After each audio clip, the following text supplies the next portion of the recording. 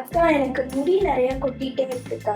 முடி கொட்டுதுன்னு மாசத்துக்கு 3 hair oil, புதுசா ஷாம்பு மாத்தினே இருக்கிறது. இப்படி மேலோட்டமா எல்லா எண்ணெயும் தடவுறது, மாத்துறது, இந்த மாதிரிலாம் பண்ணா முடி கொட்டுறது ஸ்டாப் ஆயிடுமா?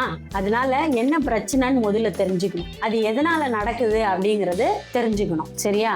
முக்கியமா நம்ம கேர்ள்ஸ் எல்லாம் பண்ற தப்பு என்ன தெரியுமா? இந்த பிசிஓடி, ஹார்மோன் மாற்றங்கள் மற்றும் மாதவிடாய் நேரத்துல ஏற்படுற ரத்தப்போக்கால உடம்புல மிக முக்கியமான சத்துக்கள் குறையும் போதுதான் முடி கொத்தா கொட்டும். அப்படி நம்ம முடிய பாதுகாக்கிற 3 முக்கியமான ஊட்டச்சத்து குறைபாடு என்னென்ன தெரியுமா? முதல்ல இரும்பு சத்தும் புரத சத்தும். நம்ம உடம்புல ரத்த ஓட்டமும் தேவையான புரோட்டீனும் கம்மியானா முடி வேர்களுக்கு போற சத்துக்கள் நின்று வேர்கள் ரொம்பவே பலவீனமாகிடும். ரெண்டாவது விட்டமின் டி மற்றும் விட்டமின் B12. இது ரெண்டும் கம்மியாகும் போது உங்க முடியோட வளர்ச்சி, அதனோட சுழற்சி அப்படியே நின்று போய் முடி அதிகமா கொட்ட ஆரம்பிக்கும். மூணாவது ஜிங்க் குறைபாடு. இது உங்க முடிய ரொம்ப மெல்லிசாக்கி சீப்பு பட்டாலே ஈஸியா உங்க முடிய உடைய வச்சிரும். அதனால தேவையில்லாம புது எண்ணெய்களை மாத்தி காசை வீணாக்காம முறையான உணவு மற்றும் வாழ்வியல் மாற்றங்கள் மூலமா உங்க உடம்புக்குள்ள இருக்கிற